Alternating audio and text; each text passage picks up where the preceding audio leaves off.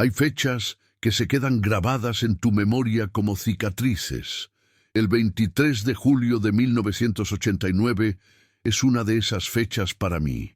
Ese día comenzó mi obsesión con el caso Herrera, una obsesión que me ha perseguido durante más de 2 décadas y que me ha llevado a los rincones más oscuros de la investigación criminal. Soy detective privado, especializado en casos fríos, esos casos que la policía abandona cuando las pistas se agotan y las familias pierden la esperanza. Pero el caso Herrera era diferente. No era solo otro expediente polvoriento en mi escritorio. La familia Herrera vivía en Guadalajara, México. Rodrigo Herrera, de 42 años, trabajaba como ingeniero civil en una empresa constructora prestigiosa. Era un hombre meticuloso, obsesivo con los detalles, el tipo de persona que planifica cada aspecto de su vida con precisión militar. Su esposa, Carmen, de 38 años, era maestra de primaria en una escuela pública del centro de la ciudad. Los que la conocían la describían como una mujer dulce, siempre sonriendo, con esa paciencia infinita que solo tienen las maestras que realmente aman su trabajo.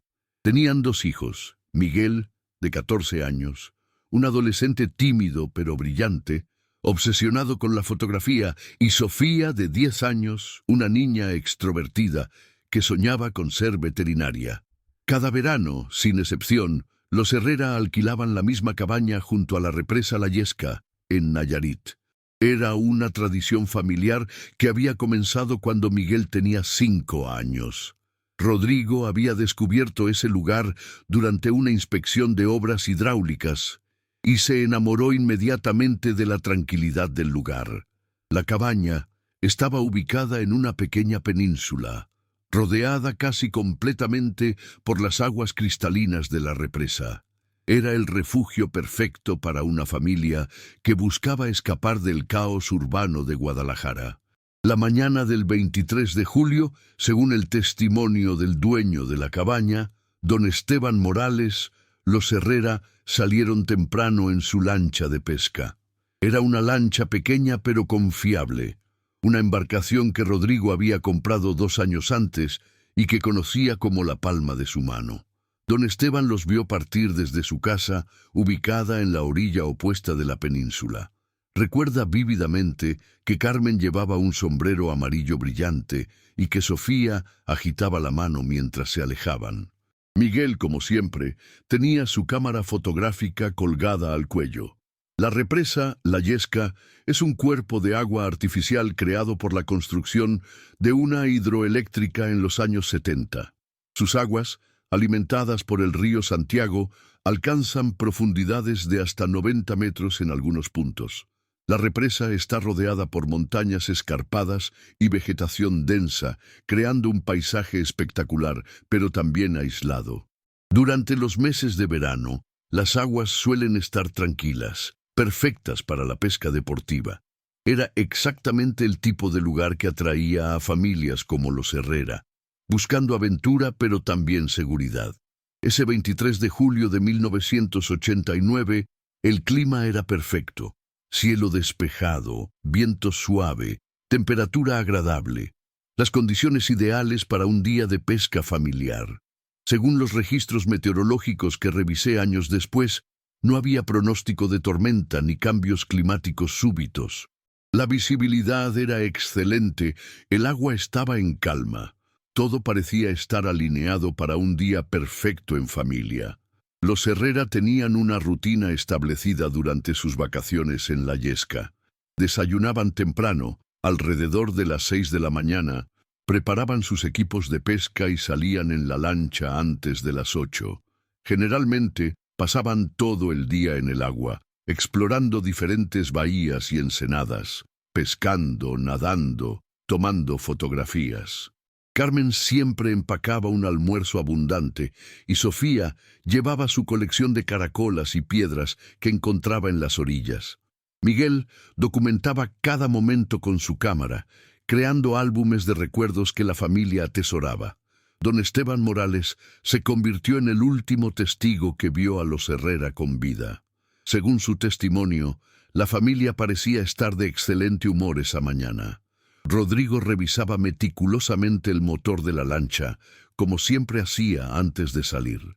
Carmen organizaba las provisiones mientras Sofía correteaba alrededor del muelle pequeño que conectaba la cabaña con el agua. Miguel ya estaba tomando fotografías del amanecer sobre las montañas. Era una escena familiar, repetida cientos de veces durante los 9 años que llevaban visitando la Yesca. A las 7:45 de la mañana, la lancha de los Herrera desapareció de la vista de don Esteban, navegando hacia el noreste de la represa, donde sabían que había buenos lugares para pescar. Era la última vez que alguien los vería vivos. Durante las siguientes horas, don Esteban continuó con sus actividades rutinarias, sin sospechar que algo terrible estaba a punto de suceder. No fue hasta las 6 de la tarde, cuando no vio regresar a la familia, que comenzó a preocuparse. La primera señal de que algo estaba mal llegó cuando don Esteban notó que la lancha de los Herrera no había regresado al anochecer. Durante todos los años que llevaban visitando la Yesca, la familia nunca había permanecido en el agua después del atardecer. Rodrigo era demasiado precavido para eso, demasiado consciente de los riesgos de navegar en la oscuridad, en aguas que, aunque familiares, podían ser traicioneras sin la luz del día. A las 8 de la noche, don Esteban tomó su propia embarcación y salió a buscarlos. Conocía todos los lugares favoritos de los Herrera para pescar, todas las pequeñas bahías y ensenadas donde solían pasar el día. Navegó durante 3 horas, gritando sus nombres, alumbrando con una linterna potente cada rincón visible. El eco de su voz rebotaba contra las montañas creando un sonido fantasmal que aún me pone los pelos de punta cuando lo recuerdo.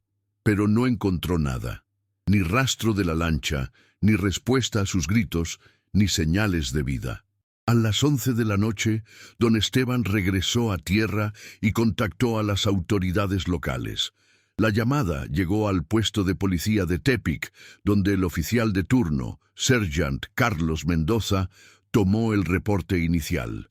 Según los registros oficiales que pude consultar años después, Mendoza clasificó el caso como personas desaparecidas en accidente acuático probable.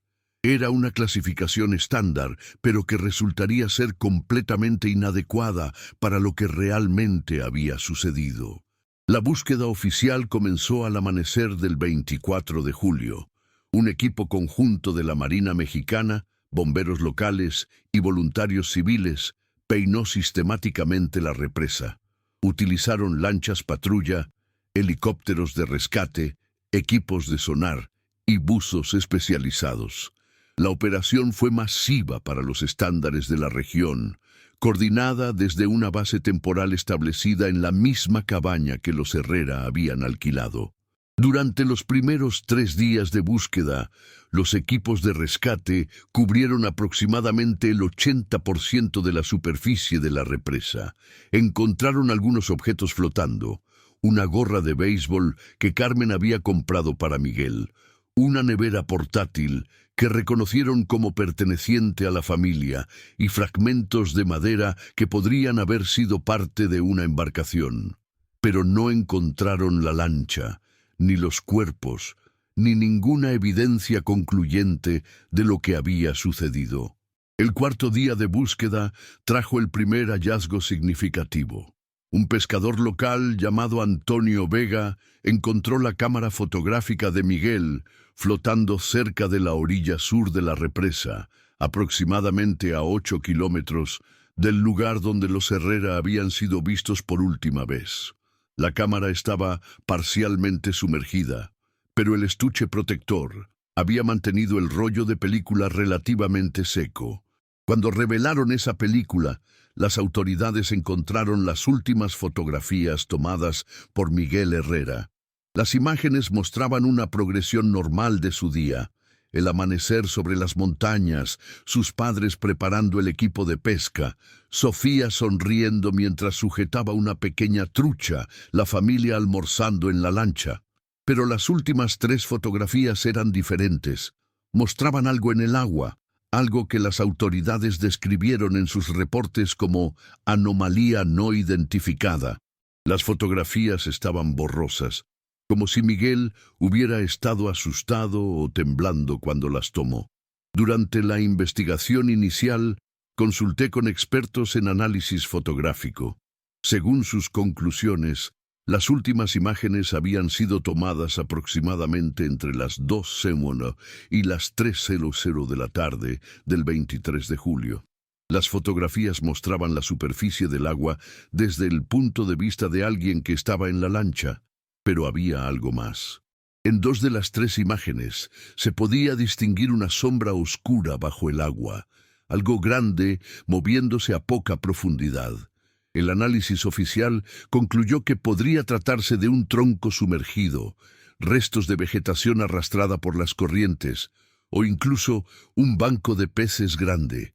Pero yo nunca estuve convencido de esa explicación. Había algo en esas fotografías, algo en la forma como la sombra se movía, que no encajaba con ninguna explicación natural. Miguel había fotografiado algo que lo había asustado lo suficiente como para que sus manos temblaran. La búsqueda se extendió por 2 semanas más, pero gradualmente los recursos se redujeron. Los helicópteros fueron reasignados a otras emergencias. Los buzos profesionales regresaron a sus bases. Y solo quedaron algunos voluntarios locales que continuaron peinando las orillas durante días adicionales. El 15 de agosto de 1989, oficialmente se suspendió la operación de búsqueda y rescate. Los Herrera fueron declarados desaparecidos, presumiblemente muertos en un accidente acuático. Los familiares de los Herrera nunca aceptaron esa conclusión. La hermana de Rodrigo, Elena Herrera, contrató investigadores privados, ofreció recompensas por información y presionó constantemente a las autoridades para mantener el caso abierto. Durante los siguientes 5 años se realizaron búsquedas esporádicas cada vez que aparecía alguna pista nueva. Ropa encontrada en orillas distantes, avistamientos no confirmados, rumores de personas que habían visto a la familia en pueblos remotos.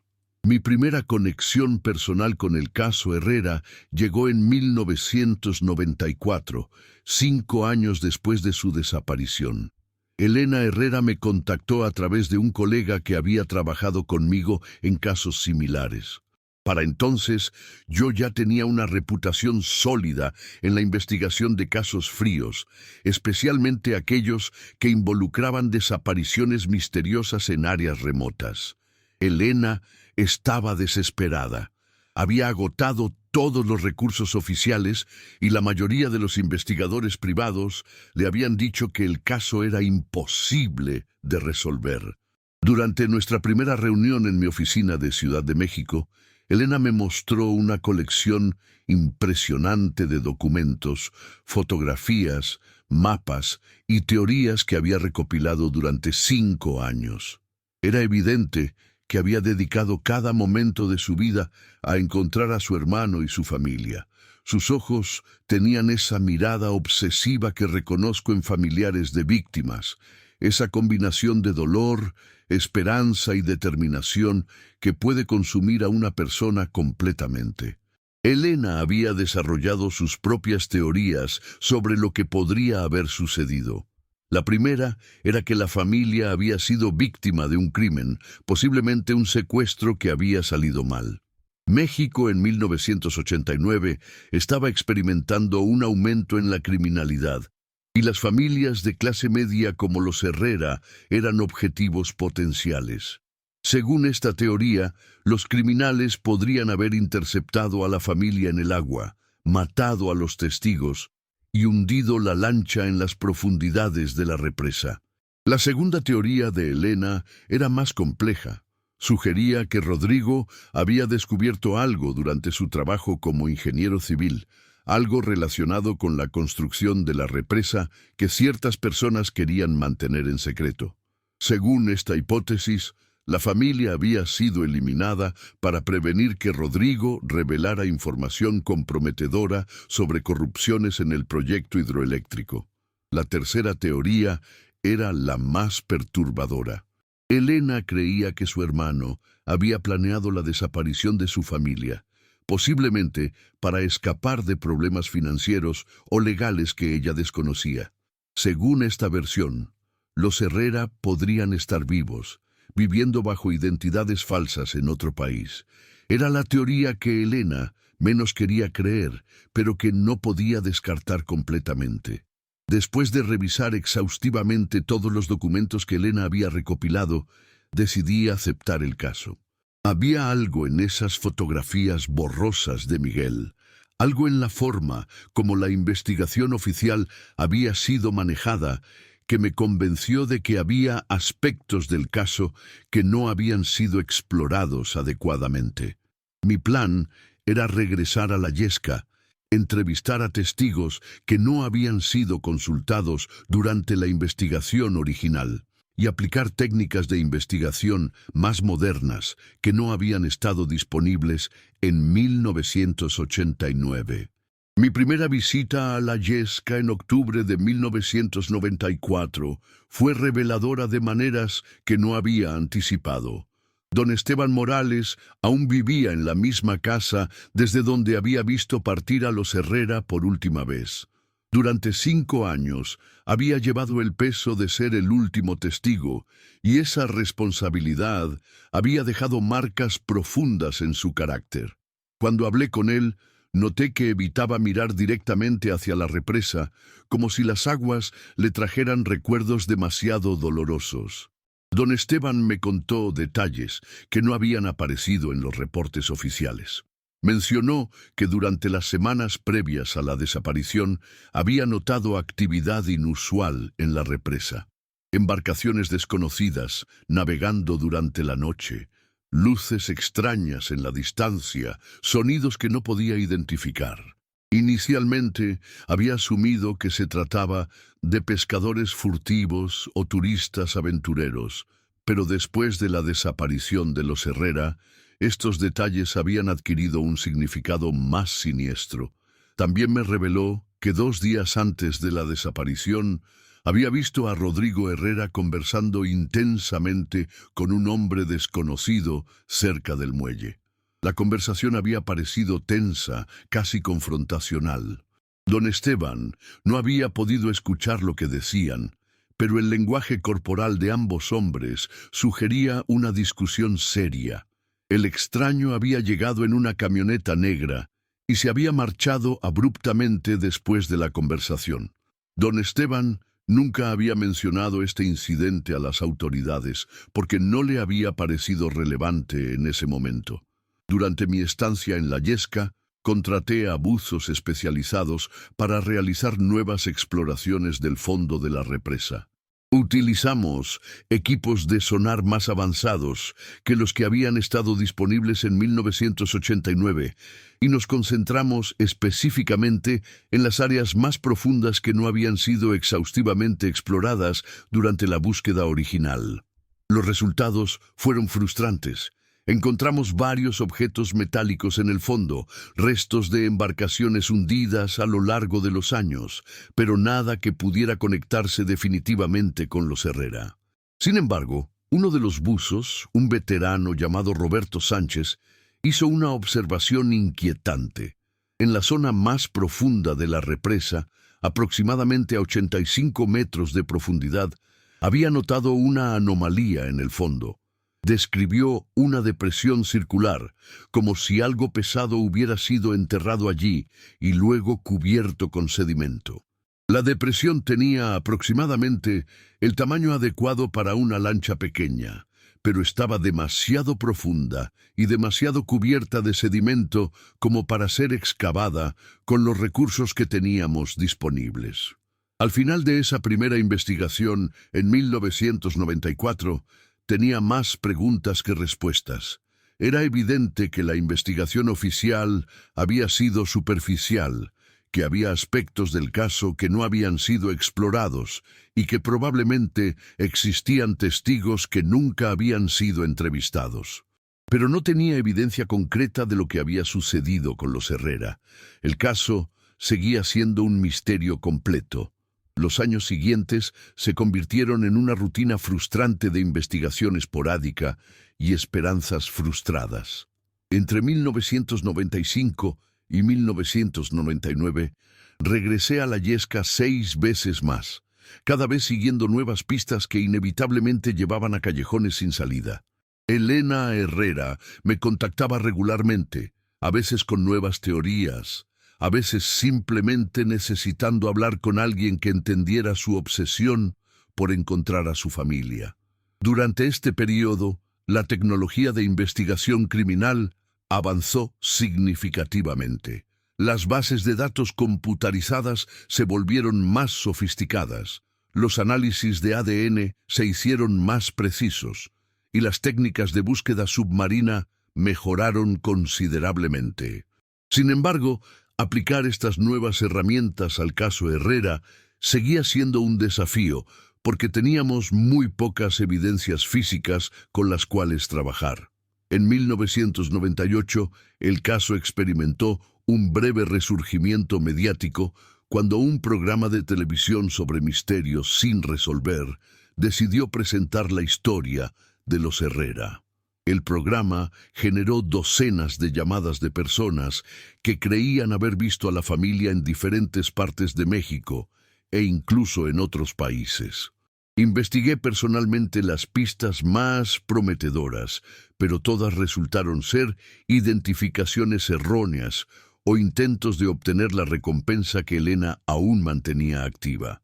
El cambio más significativo durante estos años fue que gradualmente el caso Herrera pasó de ser una investigación activa a convertirse en una obsesión personal. Había algo en esta familia, algo en la forma como habían desaparecido sin dejar rastro, que me perseguía constantemente.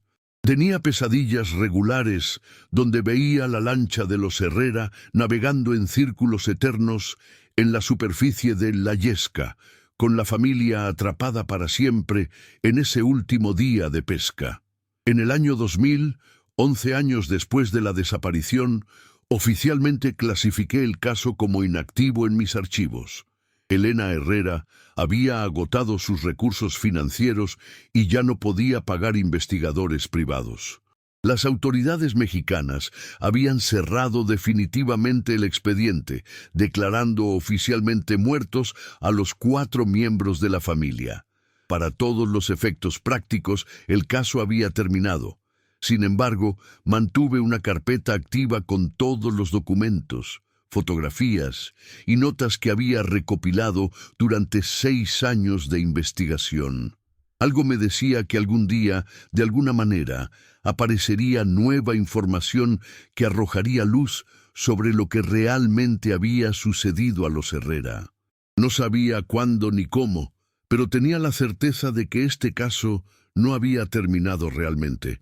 El año 2004 comenzó como cualquier otro en mi carrera. Estaba trabajando en varios casos nuevos, había desarrollado una rutina profesional estable, y el caso Herrera había pasado a ser simplemente una carpeta gruesa en mi archivo de casos no resueltos. Ocasionalmente, Elena me enviaba una carta o hacía una llamada telefónica, generalmente en el aniversario de la desaparición. Pero incluso ella había comenzado a aceptar que probablemente nunca sabríamos la verdad. Todo cambió el 15 de marzo de 2004, exactamente 15 años después de la desaparición, cuando recibí una llamada inesperada de Roberto Sánchez, el buzo que había participado en mis investigaciones de la represa en 1994. Roberto trabajaba ahora para una empresa de ingeniería que había sido contratada para realizar inspecciones de rutina en la infraestructura de la hidroeléctrica La Yesca. Durante una inmersión de inspección, había hecho un descubrimiento que lo había perturbado profundamente. Roberto me explicó que la empresa había desarrollado nuevas técnicas de exploración submarina que permitían mapear el fondo de la represa con una precisión sin precedentes. Durante estas exploraciones habían redescubierto la depresión circular que Roberto había notado 10 años antes.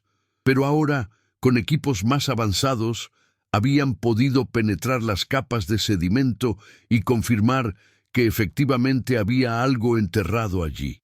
La conversación telefónica con Roberto fue surreal. Su voz temblaba mientras me describía lo que habían encontrado. No era solo una lancha hundida. Era una estructura metálica completa, perfectamente preservada bajo décadas de sedimento acumulado. Pero lo más perturbador era que la estructura parecía haber sido modificada, como si alguien hubiera intentado convertir la lancha en algún tipo de cámara submarina sellada. Roberto me rogó que viniera a la Yesca inmediatamente. Había convencido a su supervisor de mantener el descubrimiento en secreto temporalmente, pero sabía que eventualmente tendrían que reportar el hallazgo a las autoridades. Quería que yo viera todo con mis propios ojos antes de que el sitio fuera contaminado por una investigación oficial que podría destruir evidencias cruciales. 3 días después, estaba de nuevo en la Yesca, esta vez acompañado por un equipo de especialistas que había contratado con mis propios fondos. Incluía buzos experimentados, un arqueólogo submarino, un especialista en análisis de metales y un fotógrafo forense. Era probablemente la última oportunidad que tendría de investigar el sitio antes de que las autoridades tomaran control. La inmersión hacia el sitio del descubrimiento fue una de las experiencias más intensas de mi carrera. A 85 metros de profundidad, las aguas de la Yesca son completamente oscuras, un mundo silencioso e inquietante donde nuestras linternas creaban círculos débiles de luz en la vastedad negra.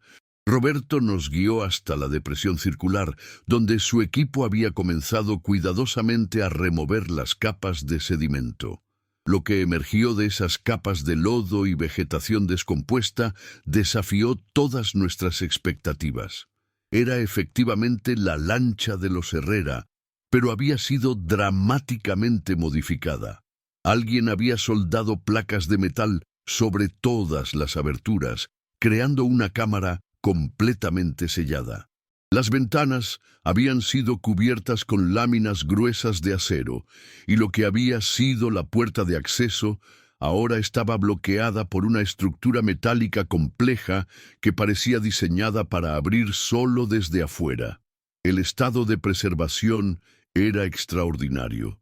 Las aguas frías y la falta de oxígeno en el fondo habían actuado como un refrigerador natural.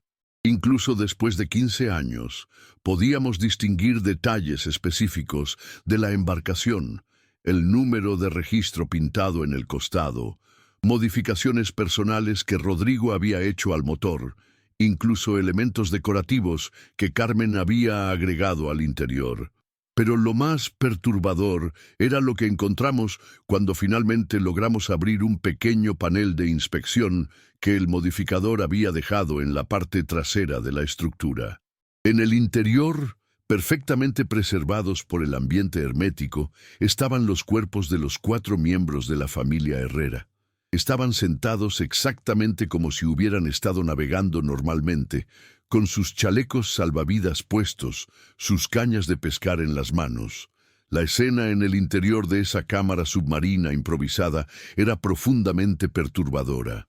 Rodrigo tenía las manos aferradas al volante de la lancha, como si hubiera estado tratando de mantener el control hasta el último momento. Carmen tenía los brazos alrededor de Sofía en una posición protectora. Miguel tenía su cámara fotográfica en las manos, como si hubiera estado documentando lo que estaba sucediendo incluso mientras ocurría. Lo que más me impactó fue la expresión de terror absoluto en sus rostros. No había paz en esas caras. No había la serenidad de personas que habían muerto rápidamente por ahogamiento. Eran las expresiones de personas que habían sabido exactamente lo que les estaba pasando, que habían tenido tiempo para darse cuenta de que iban a morir, que habían luchado desesperadamente por escapar de una trampa mortal. Encontramos evidencia adicional de la lucha que había precedido a su muerte. Las paredes interiores de la cámara metálica estaban marcadas con rasguños profundos, como si hubieran tratado de abrir la estructura desde adentro usando herramientas de pesca e incluso sus propias manos. Había restos de comida y agua esparcidos por el interior, lo que sugería que habían sobrevivido durante un periodo considerable después de que la cámara fuera sellada. La investigación forense que siguió al descubrimiento reveló detalles aún más perturbadores sobre los últimos momentos de la familia Herrera. El análisis de los contenidos estomacales mostró que habían sobrevivido aproximadamente 18 a 24 horas después de que la cámara fuera sellada. Durante ese tiempo habían consumido toda la comida y agua que tenían disponible, habían quemado todo el oxígeno disponible en el espacio hermético y finalmente habían muerto por asfixia. El análisis del metal utilizado para sellar la lancha proporcionó la primera pista real sobre la identidad del perpetrador. Las soldaduras habían sido realizadas con equipos profesionales, utilizando técnicas específicas que solo alguien con entrenamiento en construcción submarina habría conocido. Las placas de metal tenían marcas de fabricación que las conectaban con un proveedor específico de materiales para la industria petrolera marina. La investigación policial que siguió fue rápida y eficiente. Las pistas sobre los materiales llevaron a una empresa de construcción submarina con sede en Tampico, que había reportado el robo de exactamente los materiales encontrados en la lancha modificada. Los registros de empleados de esa empresa revelaron que uno de sus soldadores especializados, un hombre llamado Carlos Mendoza Vega, había renunciado abruptamente a su trabajo una semana después de la desaparición de los Herrera. Carlos Mendoza Vega resultó ser el hermano menor del Sergeant Carlos Mendoza, el oficial que había tomado el reporte inicial de la desaparición. La investigación posterior reveló una red de complicidad que se extendía desde la familia Mendoza hasta contactos en el crimen organizado local. Aparentemente, Rodrigo Herrera había descubierto irregularidades en la construcción de la represa durante una inspección de rutina y había amenazado con reportar estas irregularidades a las autoridades federales. Los defectos de construcción que Rodrigo había descubierto podrían haber resultado en el colapso catastrófico de la represa, con la pérdida de miles de vidas.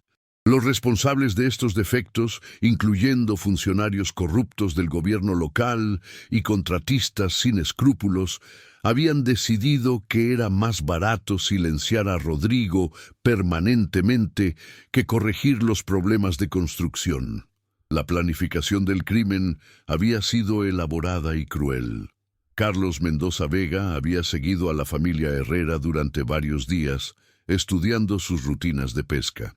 El 23 de julio, había interceptado su lancha en una zona remota de la represa, los había amenazado con armas y los había forzado a navegar hacia el punto más profundo del agua. Allí, utilizando equipos de soldadura portátiles, había convertido su lancha en una tumba submarina, condenándolos a una muerte lenta y agonizante. Pero la historia no termina con el arresto de los responsables. Durante el juicio que siguió, se reveló que la represa La Yesca efectivamente tenía defectos estructurales graves que podrían haber causado su colapso. Las autoridades se vieron forzadas a cerrar la represa temporalmente y a invertir millones de dólares en reparaciones que podrían haberse evitado si hubieran escuchado las advertencias de Rodrigo Herrera 15 años antes. Elena Herrera finalmente tuvo respuestas sobre lo que había sucedido a su familia, pero esas respuestas vinieron acompañadas de una verdad horrible sobre la crueldad de la que los seres humanos son capaces. La familia había muerto no por un accidente, no por un crimen pasional, sino por la codicia fría y calculada de personas que valoraban el dinero más que la vida humana. Hoy en día, cuando miro hacia atrás a los 15 años que dediqué al caso Herrera, me pregunto si habría sido mejor para Elena nunca haber sabido la verdad. Algunos misterios quizás deberían mantenerse sin resolver, porque la realidad puede ser más horrible que cualquier teoría que nuestra imaginación pueda crear. Los Herrera murieron sabiendo exactamente lo que les estaba sucediendo, atrapados en una pesadilla que duró casi un día completo, viendo cómo sus seres queridos sufrían junto a ellos en esa cámara metálica en el fondo de la represa. El juicio de Carlos Mendoza Vega y sus cómplices comenzó en enero de 2005, 11 meses después del descubrimiento de los cuerpos. Como el detective privado que había estado investigando el caso durante más de una década, fui llamado a testificar sobre todos los aspectos de mi investigación. Sentado en esa sala de audiencias en Guadalajara, mirando a los hombres que habían torturado y asesinado a una familia inocente, sentí una mezcla de satisfacción y horror que aún me persigue. Carlos Mendoza Vega era un hombre de aspecto completamente ordinario. 42 años, estatura promedio, con la apariencia de cualquier trabajador de la construcción que podrías encontrar en cualquier calle de México. Durante el juicio, mantuvo una expresión impasible, como si estuviera escuchando el pronóstico del tiempo en lugar de los detalles de cómo había torturado a 4 personas hasta la muerte. Esa frialdad, esa completa falta de remordimiento, me convenció de que estábamos viendo a un psicópata funcional. La evidencia presentada durante el juicio reveló que la conspiración era mucho más amplia de lo que inicialmente habíamos imaginado. Además de Carlos Mendoza Vega y su hermano, el Sergeant, había al menos 8 personas más involucradas en el encubrimiento del crimen y la corrupción en la construcción de la represa. Incluía funcionarios del gobierno estatal, inspectores de construcción, contratistas privados e incluso algunos miembros del equipo de búsqueda original que habían saboteado deliberadamente los esfuerzos de rescate. El testimonio más impactante del juicio vino de un ingeniero llamado Fernando Castillo, quien había trabajado junto a Rodrigo Herrera en la inspección de la represa.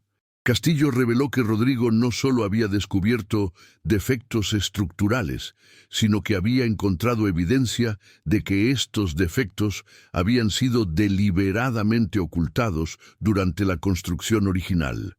Los contratistas habían utilizado materiales de calidad inferior, habían falsificado reportes de inspección y habían sobornado a funcionarios para mantener el proyecto en marcha a pesar de los riesgos obvios. Según el testimonio de Castillo, Rodrigo había documentado meticulosamente todos estos hallazgos en un reporte detallado que planeaba entregar a las autoridades federales al regresar de sus vacaciones familiares. Este reporte nunca fue encontrado, presumiblemente destruido por los conspiradores después del asesinato. Pero Castillo había visto una copia preliminar y confirmó que contenía evidencia suficiente para enviar a docenas de personas a prisión y para cerrar la represa indefinidamente. La descripción que Castillo hizo de Rodrigo durante esas últimas semanas antes de su muerte fue desgarradora. Aparentemente, Rodrigo había estado profundamente angustiado por lo que había descubierto. Sabía que revelar la información destruiría carreras y costaría millones de dólares, pero también sabía que guardar silencio podría resultar en una catástrofe que mataría a miles de personas. Había perdido peso, dormía mal y había comenzado a mostrar signos de paranoia, como si sospechara que estaba siendo vigilado. Durante el juicio también se reveló el método exacto que habían utilizado para interceptar a la familia Herrera. Carlos Mendoza Vega había utilizado una lancha más rápida para seguirlos hasta una zona remota de la represa, donde los había amenazado con un rifle de asalto. Había forzado a Rodrigo a navegar hacia el punto más profundo del agua, donde había comenzado el proceso de sellar la lancha mientras la familia estaba aún adentro. Los detalles técnicos de cómo Carlos Mendoza Vega había convertido la lancha en una cámara de muerte fueron presentados en el juicio con una precisión clínica que hizo que varios miembros del jurado salieran de la sala. Un experto en soldadura submarina explicó cómo Mendoza había utilizado equipos especializados para sellar todas las aberturas de la embarcación mientras ésta flotaba en la superficie. El proceso había tomado aproximadamente 3 horas, durante las cuales la familia Herrera había estado consciente y aterrorizada, sabiendo exactamente lo que estaba sucediendo. El testimonio más perturbador vino de un análisis forense de las marcas en el interior de la cámara sellada. Los expertos determinaron que la familia había intentado desesperadamente escapar durante las primeras horas después del sellado. Rodrigo había tratado de romper las soldaduras utilizando herramientas de pesca, mientras Miguel había intentado comunicarse con el exterior, golpeando las paredes metálicas en patrones de código Morse que había aprendido en la escuela. El análisis también reveló que Carmen había utilizado su lápiz labial para escribir un mensaje de despedida en una de las paredes interiores de la cámara. El mensaje, parcialmente borrado por la humedad pero aún legible, decía: «Perdonamos a quien nos hizo esto. Cuidamos a nuestros hijos hasta el final. Esperamos que encuentren paz». Cuando el fiscal leyó estas palabras en voz alta durante el juicio, incluso el juez tuvo que hacer una pausa para recuperar la compostura. Sofía, la niña de 10 años, había hecho dibujos en las paredes utilizando un marcador que llevaba en su mochila escolar. Los dibujos mostraban a su familia, flores, y lo que los psicólogos forenses interpretaron como representaciones de ángeles. En uno de sus últimos dibujos había escrito «No tengo miedo» con su caligrafía infantil. Estos dibujos se convirtieron en algunas de las evidencias más poderosas del juicio, demostrando el valor extraordinario de una niña enfrentando circunstancias inimaginables. Miguel había continuado tomando fotografías incluso después de que la cámara fuera sellada. Su cámara contenía un rollo completo de imágenes tomadas en la oscuridad total del interior de la cámara. Las fotografías mostraban los rostros de su familia durante diferentes momentos de su lenta agonía, creando un registro visual absolutamente desgarrador de sus últimas horas. Estas fotografías nunca fueron mostradas públicamente, pero fueron fundamentales para establecer la timeline exacta de lo que había sucedido. El testimonio de Elena Herrera fue el momento más emotivo del juicio. Después de 15 años de incertidumbre, finalmente tenía respuestas, pero esas respuestas eran más horribles de lo que había imaginado en sus peores pesadillas. Elena describió cómo la búsqueda de su familia había consumido completamente su vida, cómo había perdido su matrimonio, su carrera y casi su cordura en el proceso. Pero también habló sobre la importancia de conocer la verdad, sin importar cuán dolorosa fuera. Durante su testimonio, Elena reveló que había recibido amenazas anónimas durante años, llamadas telefónicas en las que voces desconocidas le decían que dejara de buscar a su familia. En ese momento, había asumido que se trataba de bromas crueles, pero ahora se daba cuenta de que probablemente habían venido de los mismos conspiradores que habían asesinado a los Herrera. Estas amenazas habían sido un intento de disuadirla de contratar investigadores privados como yo. El veredicto del juicio llegó después de apenas 6 horas de deliberación del jurado. Carlos Mendoza Vega fue encontrado culpable de 4 cargos de asesinato en primer grado, conspiración criminal y obstrucción de la justicia. Fue sentenciado a 4 cadenas perpetuas sin posibilidad de libertad condicional. Su hermano, el ex-sergeant Carlos Mendoza, recibió 25 años por complicidad y obstrucción de la justicia. Los otros conspiradores recibieron sentencias que variaron desde 5 hasta 20 años, dependiendo de su nivel de participación. Sin embargo, el final del juicio no marcó el final de las revelaciones sobre el caso. En los meses siguientes, más víctimas de la conspiración comenzaron a presentarse. Aparentemente, Rodrigo Herrera no había sido la única persona que había descubierto problemas con la construcción de la represa.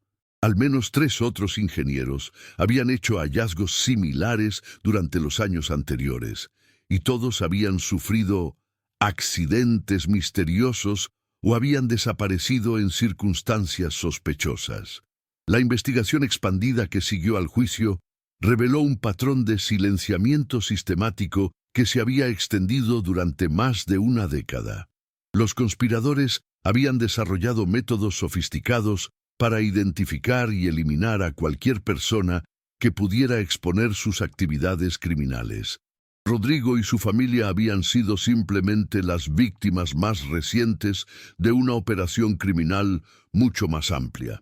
En 2006, casi 2 años después del descubrimiento de los cuerpos, las autoridades federales ordenaron una inspección completa de la infraestructura de la represa La Yesca. Los resultados fueron aterradores. Los defectos estructurales que Rodrigo había identificado no solo existían, sino que se habían deteriorado significativamente durante los 15 años transcurridos. La represa estaba literalmente a meses, posiblemente semanas, de un colapso catastrófico que habría matado a miles de personas y destruido docenas de comunidades río abajo. La reparación de la represa requirió una inversión de más de $200 millones y tomó 3 años completarla. Durante este tiempo, miles de familias que vivían río abajo tuvieron que ser evacuadas temporalmente debido al riesgo de colapso. La ironía era dolorosa. Rodrigo Herrera había muerto tratando de prevenir exactamente esta situación, y su muerte había resultado en que el problema empeorara hasta convertirse en una amenaza existencial. El caso también tuvo repercusiones políticas significativas. Varios funcionarios gubernamentales de alto nivel fueron forzados a renunciar cuando se reveló su participación en el encubrimiento. El gobernador de Nayarit en ese momento perdió su posición y el caso se convirtió en un escándalo nacional que dominó los titulares durante meses. La corrupción en proyectos de infraestructura se convirtió en un tema central en las elecciones federales de 2006. Para mí, personalmente, el final del caso trajo una mezcla de satisfacción profesional y trauma psicológico duradero. Había logrado resolver uno de los casos más complejos de mi carrera, había traído justicia para una familia inocente y había ayudado a prevenir una catástrofe que podría haber matado a miles de personas. Pero también había visto el lado más oscuro de la naturaleza humana. Había experimentado de primera mano la crueldad de la que los seres humanos son capaces cuando el dinero y el poder están en juego. Los años que siguieron al caso Herrera cambiaron fundamentalmente mi enfoque hacia la investigación criminal. Ya no podía ver los casos como simples puzzles intelectuales que necesitaban ser resueltos. Cada expediente en mi escritorio representaba tragedias humanas reales, familias destruidas, vidas perdidas por la codicia y la maldad de otros. El caso me había enseñado que la verdad no siempre trae paz y que a veces el conocimiento viene con un precio emocional devastador. Elena Herrera y yo mantuvimos contacto durante los años siguientes. Utilizó la compensación financiera que recibió del gobierno para establecer una fundación dedicada a investigar casos de personas desaparecidas en México. La Fundación Herrera se convirtió en una de las organizaciones más respetadas en el país para ayudar a familias que enfrentan situaciones similares a la que ella había vivido durante 15 años. Elena había transformado su trauma personal en una fuerza para el bien, ayudando a otros a encontrar respuestas sobre sus propios seres queridos desaparecidos. En 2010, 5 años después del juicio, recibí una carta inesperada de Carlos Mendoza Vega desde la prisión, donde cumplía sus 4 cadenas perpetuas. En la carta, que aún conservo en mis archivos, finalmente confesaba todos los detalles de lo que había hecho a la familia Herrera. Describía cómo había planificado el crimen durante semanas, cómo había seguido a la familia para estudiar sus rutinas y cómo había experimentado con diferentes métodos antes de decidirse por la cámara submarina sellada. Lo más perturbador de la carta era que Mendoza no expresaba remordimiento por sus acciones. En cambio, parecía orgulloso de la elegancia técnica de su método de asesinato. Describía el crimen como si fuera una obra de ingeniería, enfocándose en los aspectos técnicos mientras ignoraba completamente el sufrimiento humano que había causado. La carta confirmó mi evaluación de que estábamos tratando con un psicópata genuino, alguien completamente incapaz de empatía o remordimiento normal. En la carta, Mendoza también reveló detalles adicionales sobre otros crímenes que había cometido, pero por los cuales nunca había sido procesado. Mencionaba al menos 2 otros ingenieros que había asesinado utilizando métodos similares, así como varios accidentes que había orquestado para silenciar a testigos potenciales. Esta información llevó a la reapertura de varios casos fríos y resultó en cargos adicionales contra Mendoza y algunos de sus cómplices supervivientes. Hoy en día, más de 20 años después del descubrimiento de los cuerpos en La Yesca, el caso Herrera sigue siendo considerado uno de los crímenes más crueles en la historia moderna de México. Ha sido estudiado en universidades, documentado en libros y películas, y utilizado como un ejemplo de cómo la corrupción institucional puede llevar a tragedias humanas inimaginables. Pero para mí, nunca será solo un caso histórico. Siempre será la historia de una familia que murió porque un hombre honesto se negó a guardar silencio ante la corrupción. La represa, La Yesca, aún existe hoy, completamente reparada y operando de manera segura. Pero para aquellos de nosotros que conocemos su historia, es imposible mirar esas aguas tranquilas sin recordar lo que sucedió en sus profundidades. Hay una pequeña placa conmemorativa en la orilla, donde solía estar la cabaña que los Herrera alquilaban cada verano. La placa simplemente dice: en memoria de Rodrigo, Carmen, Miguel y Sofía Herrera, una familia que murió defendiendo la verdad. A veces, cuando tengo pesadillas sobre el caso, me imagino a los Herrera en esa cámara submarina, esperando un rescate que nunca llegaría.